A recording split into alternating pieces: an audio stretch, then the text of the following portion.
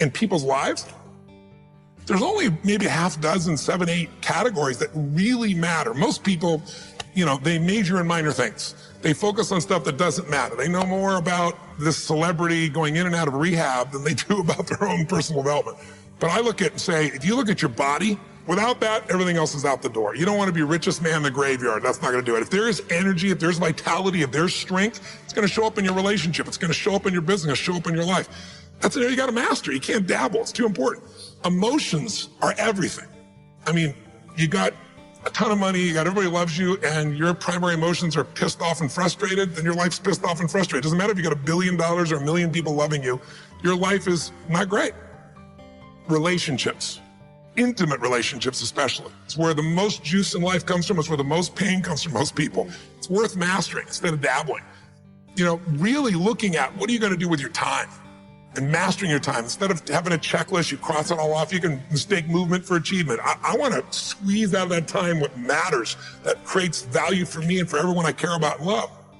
What about your career or your business and the mastery of that instead of dabbling? Most businesses are dabblers. That's why they don't make it. 96%, any 10-year period of time, 4% make it. That doesn't even mean they're profitable. And it does not mean they're enjoying themselves, all right? Or they're getting anybody else to feel good. Really mastering money so that it's not a question in your life. You can do and be and give and share as much as you want. And you're not stressed about it. You live in a place of abundance. And then spiritually, really, I think, now, I don't tell people what to believe spiritually, but I believe that ultimately, whatever you believe, you got to live it. And it should lead to growing and giving. If you're growing, you feel alive. If you're giving, you feel 10 times more alive. And I think if someone can celebrate and give, then that's spiritual state. So to me, those are the areas I look at mastering. Business for sure, but it's the areas of life that matter most. And most of where we spend our time doesn't make people feel fulfilled. That's why the average person is not fit and healthy. The average person is not in a relationship where they have tremendous passion. I'm not a dummy. I'm not a positive thinker. I know the truth. The average person is not successful in business. The average person is not earning what they want to earn. But you know what? Very few people have those things, but a few do. A few are happy, fulfilled, spiritually alive, financially strong, their business is growing, they have passionate love affairs, and I'm obsessed with finding the few who do and find out what they do different and teach them to everybody. Everyone's going to measure themselves differently because everyone values things differently. Some people value success or significance. Some people value love more. Some value just basic levels of certainty. So when I look at the specific metrics, I really look at metrics of what are the things that need to be measured to know if your life is going to work or not. So I look at it as our whole lives are guided moment to moment by the state we're in. Learning how to change your state, not bullshit, not fake, but to go from pissed off, frustrated, freaked out to back in your center or creative or determined or something that's going to move you forward. It's going to create a better quality of life for you and others. That's a critical skill set. So moment to moment, our life's controlled by our states. Yep. If you're in an angry state, you're going to respond differently than if you're feeling playful. But what controls those states long term is your model of the world, your worldview. And I look at that as having, as a metric, 3 things that I look at. I look to see first, what are the targets you're after? The target is, everyone has different goals and dreams and desires. But as I traveled around the world to 100 countries, I started going, holy shit, I'm seeing the same problems. What's underneath it? I began to see that there are these same 6 human needs that we all have, the same needs. We all have a need for certainty, that we can avoid pain and we can have some pleasure, some comfort. We all need uncertainty. We need variety or we feel dead inside. If you're totally certain, you're bored. If you have total variety, you're like freak out. And it's not a balance. It's learning which of these you need more as a person. Everyone's developed a different set of values in that area. The need for significance, to feel unique, special, important, the need to feel loved, the need to grow, and the need to contribute. Some people value certainty at the top of their list. That's their center of their target. I don't want to do anything unless I know it's going to work. I don't want to do anything unless it's the same. If you change anything, they freak out. If certainty is the number one thing on your list, everyone has the same needs, but if it's number one, I know how your life's going to be. I can predict the direction of your life and therefore the destination to some extent. If you're driven by love first, you want certainty too, but love is higher, you're going to behave very differently than if you're driven by significance. I have to be the one. So I look to see which of those needs are the top 2 on your list because they control your life. Yep.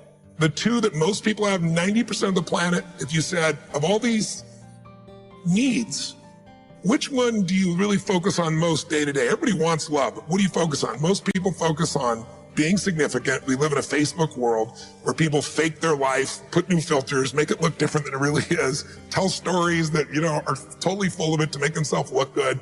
Because we live in this kind of false world where significance is more important than love. And it separates us. And the other one that we see most often is certainty. People want to be certain before they can do something. You couldn't have started a business like you had if you were absolutely certain before you started. You can never build a business with that.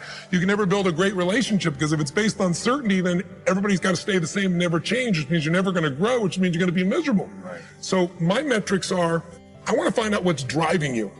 And I want to see, is it healthy or unhealthy? You can have two people be driven by significance, though, and do it with a different set of rules. That's the second piece I measure. The beliefs or rules of how to fulfill that target. But I want to be more clear about something. An extraordinary life is life on your terms, and there's two parts. Part one to have an extraordinary life is mastering the skill of the science of achievement. How do I take what I envision and make it real? And how do I do that quicker, faster, better, easier? The ability to manifest what you come up with and make it real, like you've done with your company, yes, that's a skill set. I spend an unbelievable amount of time helping people do it faster, quicker, better, showing them the shortcuts, teaching them the strategies, modeling what works so you can save yourself a decade. But I would submit to you that having done this for 38 years with, 50 million people at this stage, I can tell you that the science of achievement, there are a lot of people that are damn good at that, and they still don't have an extraordinary life. They have an extraordinary life. You see it as extraordinary, but I get the phone call from the multi-billionaire who tells me he wants to do this thing on his business, but what he really find out is he's miserable as hell, and he's hoping somehow I'm going to rub off on him on that side too. Right. And so I give him what he asked for, the change in his business, but I also give him what he needs, which is the change inside of him.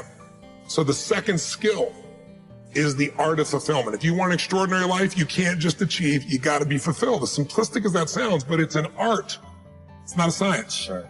It's a science to making money. Come on. Any age, any color, any background, any gender, if you do these things, you'll have an abundance of money. You do these things, you're going to have too much month at the end of the money. You're going to have financial stress, right? Body. Everyone's biochemically different, but you and I both know there's fundamental rules, laws. There's a science to the body. You violate that science, you're going to have disease. You're going to have low energy. You align with that, you're going to have an abundance of energy. It's going to affect everything in your life. It's a science. Fulfillment's not like that. Fulfillment is as different as our human beings. You want to know what God or the universe likes? Look at the jungle, look at the forest. Right. It's diverse, right? So most people think, well, I want to get that because they've been modeling somebody else, and that might work on how to achieve something. It'll never work for what to fulfill you. How many people you know, like you, got what you thought you wanted and you weren't fulfilled? Right.